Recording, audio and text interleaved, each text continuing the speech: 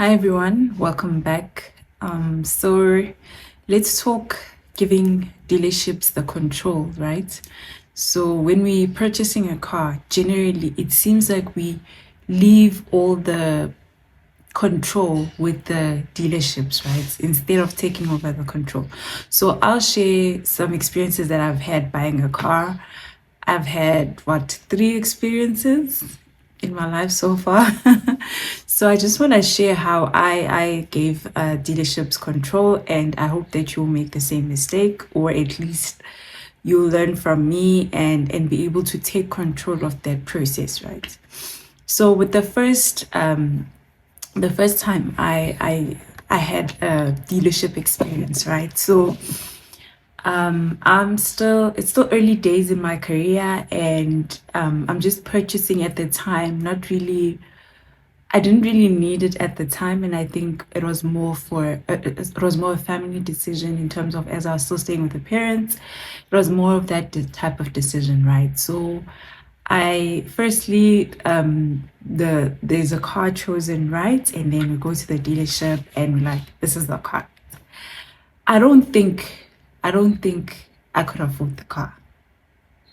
I really don't. And I don't know how they decided that I could afford, but I guess it's because I had a bit of a credit history. At the time, I had just had cell phone contracts. That's all I had at the time. So I guess because of I had a little bit of a credit history, I guess it meant I'm good for the books.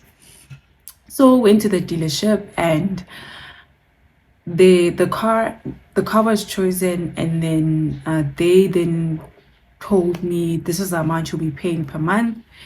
And then before it was time to collect the car, it's like you actually have to have insurance before you collect the car. So I was sitting at the dealership after before signing all the papers, sitting at the dealership, calling, and they heard their preferred insurer actually. So I called a couple of them. They were a bit expensive and stuff like that. And then they had a preferred insurer, which actually worked in my favor, but not really also. They worked in my favor in terms of the amount that I was paying per month, but the excess amount was ridiculous. It was like percentage, and it would start from like 9,000 up basically. And at the time, I'm still early. When did I start working? I think I was 21 when I started an actual office or corporate job. Before that, I had just done like work at the college that I was studying. So, like, where would I get 9,000 if anything happened, you know? But anyway, that's how I gave control. I signed, I didn't read much, I didn't know what was happening. Only to find out once everything is sort of in my hands, there was actually a residual or balloon payment amount that was so ridiculous on the car. And I had no idea about that. I didn't even know what is that. But all I knew as I was kind of reading through the papers eventually, but the car's already in possession. So as I was reading, eventually, all I knew is there was this huge amount that needed to be paid at the end. And how I knew that it's actually a amount that had to be paid at the end was, I think I was listening to 702 one of the times I was driving to work. And yeah, and they were talking about balloon payment, and then I actually went home to my mom, and I'm like, oh, actually this is what this means, and what, and it was a shocker to all of us because honestly, we didn't know about this whole balloon thing and whatever else, we really didn't know. So that's how the first time I gave control to a dealership. And yeah, I guess it was I just didn't know. Honestly, I just didn't know this whole process. That's the first experience. Second experience, I now want a car that is of my own. So initially it was a family decision in terms of a car at home. Now I wanted a car of my own. I'm changing jobs again, bad decision. I'm changing jobs, and I think I had moved from home, and I really needed a car. And in not too long before that, right, I had like a second hand that I had bought, and yeah, insurance happened and whatever. It just, yeah, I needed a car. Let's just say I was in need. So the need drove that decision, right? So with this one, right, because there's this car, the family decision car that's there, I want a car, right? But obviously, when they check affordability, I've got a car in my name, which means probably affordability wise, it's not something that's doable.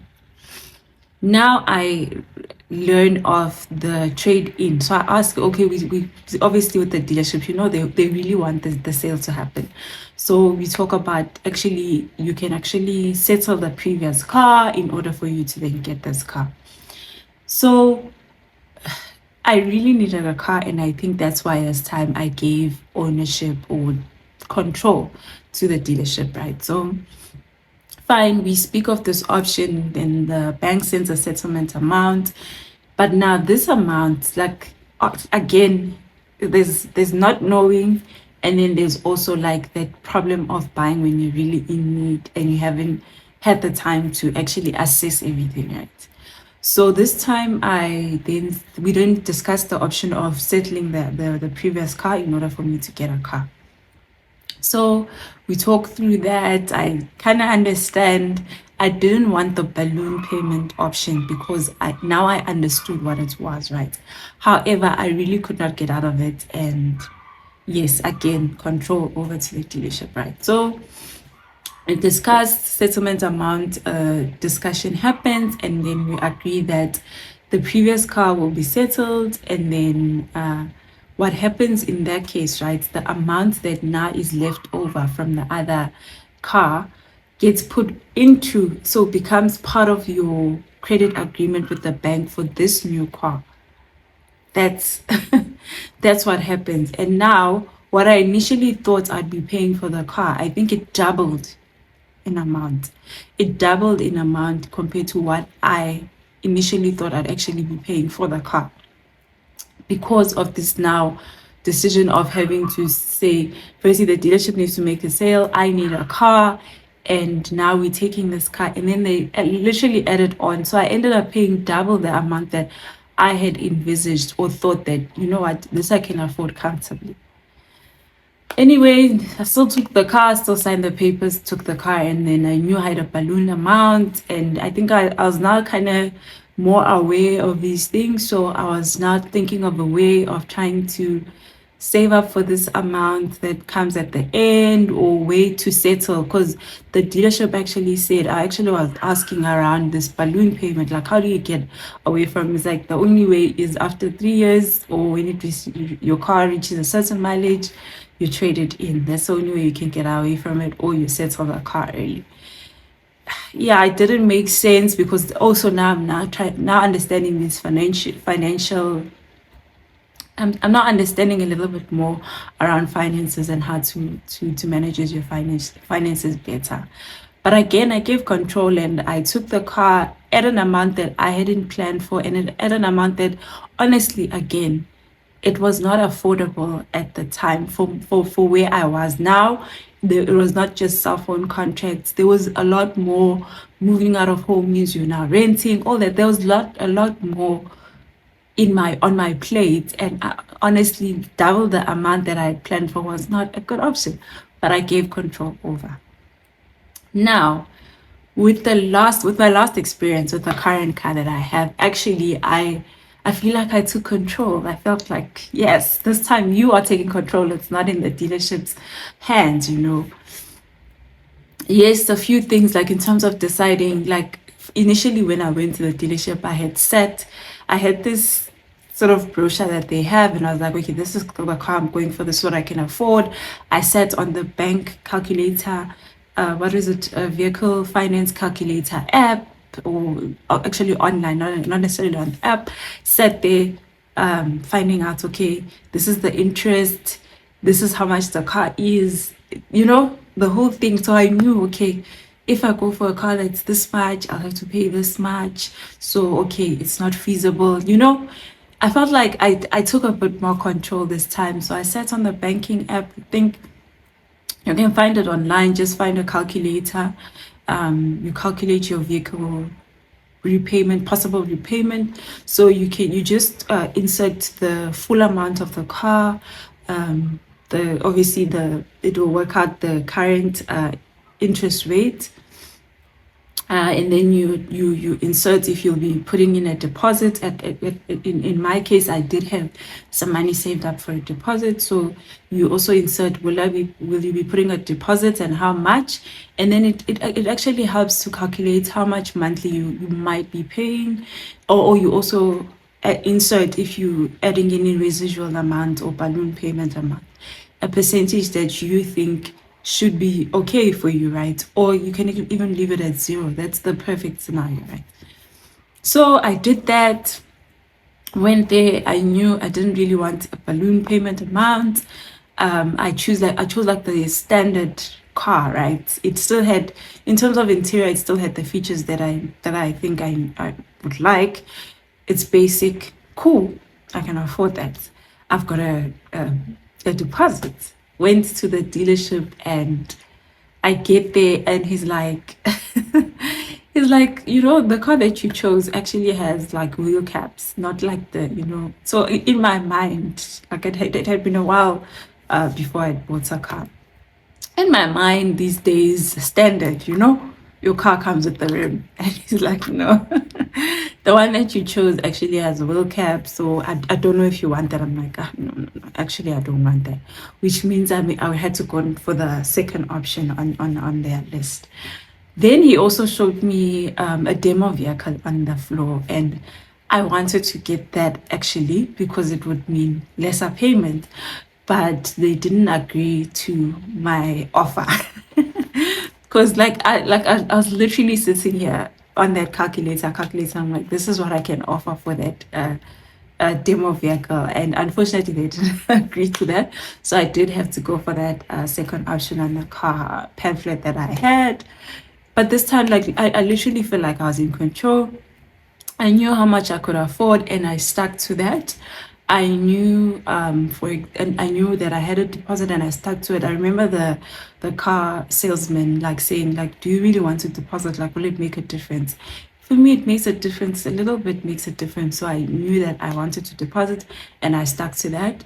I also stuck to how much I could afford.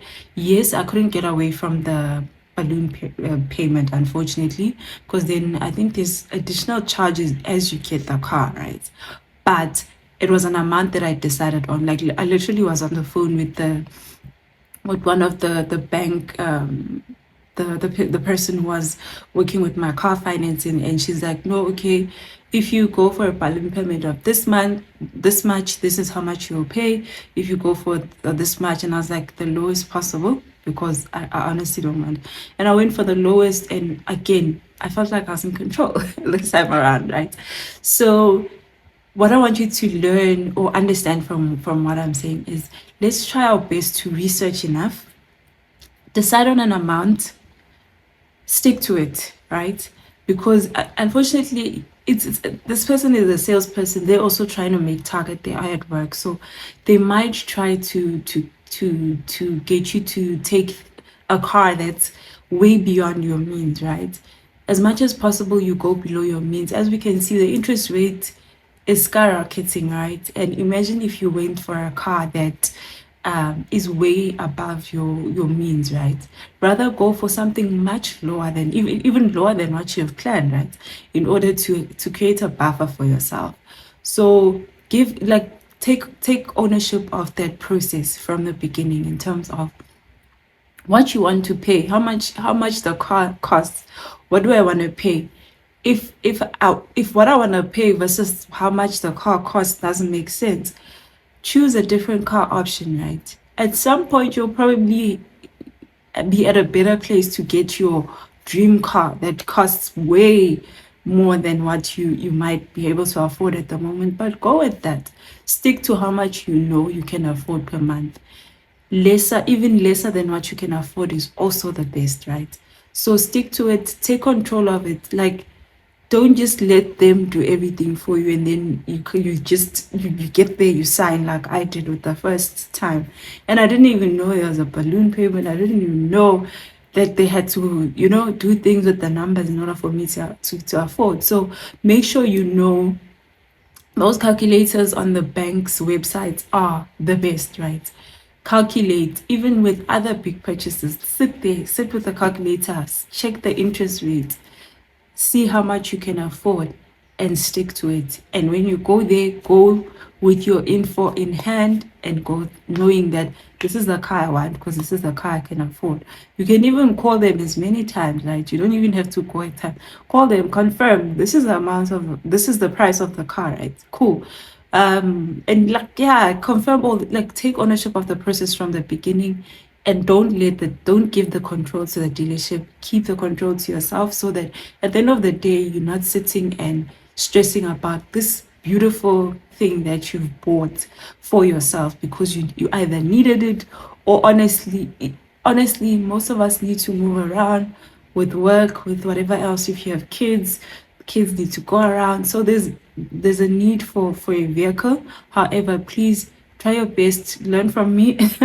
Take control of the situation. Don't just let the dealerships be the ones who do everything for you, and all you do is just sign and not read through the documents and not understand what you are paying, what the car is worth, everything. Like, just understand everything.